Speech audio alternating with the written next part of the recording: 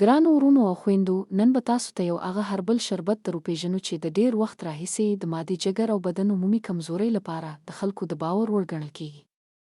دا شربت د طبیعي بوټو له خالصو اعصارو جوړ شوی او هدف یې دا دی چې بدن ته د ورځني ستړیا، خراب هضم، د جګر کمزورتیا او جریان په ستونزو کې طبیعي ملاتړ ورکړي. دا شربت په ځانګړې توګه د هغو کسانو لپاره ګټور بل کېږي چې تل په ماده کې سوزښت، دروندوالی، ګیس، قبض، د خوړو نه هضم کېدل او مسلسل کمزوري احساسوي. د جګر د فعالیت کمزوري د بدن په ډېرو نورو برخو اغېز کوي، نو دا شربت د جګر د توازن او نرمښت لپاره یو ښه طبیعي ملاتړ ګڼل کېږي.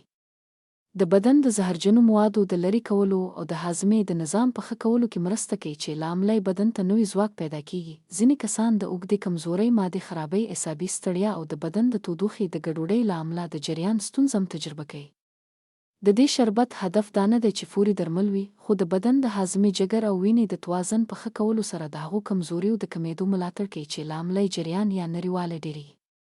په منظمه توګه د استعمال سره بدن ته هغه غذایي ځواک رسوي چې د کمزورۍ په کمېدو کې مرسته وکړي. دا شربت د هر عمر کسانو لپاره مناسب دی، خو د ځانګړو ناروغیو په صورت کې د معالج سلا مشوره ضروري ده.